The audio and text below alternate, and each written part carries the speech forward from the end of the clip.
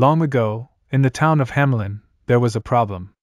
Rats had infested the town and were causing havoc. They were everywhere, in people's homes, in the marketplace, and even in the town hall. The townspeople were at a loss on how to solve this issue. One day, a strange man came to town. He was dressed in bright clothes, with a hat that had a feather in it. He introduced himself as the Pied Piper, and he claimed he could get rid of the rats. The townspeople were skeptical at first, but the Pied Piper promised he could get rid of every single rat, so they agreed to hire him. The Pied Piper took out his flute and began to play a magical tune. The rats were mesmerized by the sound, and they began to follow the piper out of the town. They followed him all the way to a nearby river, where they all drowned.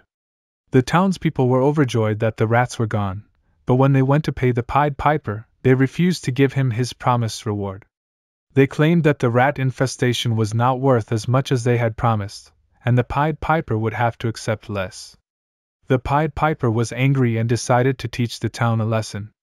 He took out his flute and began to play a different tune. This time, it was the children of Hamelin who were mesmerized.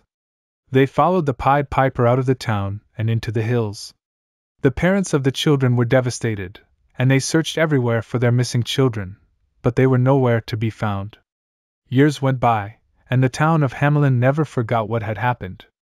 They regretted not paying the Pied Piper his rightful reward and hoped that one day, their children would return. But they never did. The story of the Pied Piper lives on as a cautionary tale. It teaches us to keep our promises and to treat others with fairness and respect. It reminds us that actions have consequences, and we must be careful about the choices we make.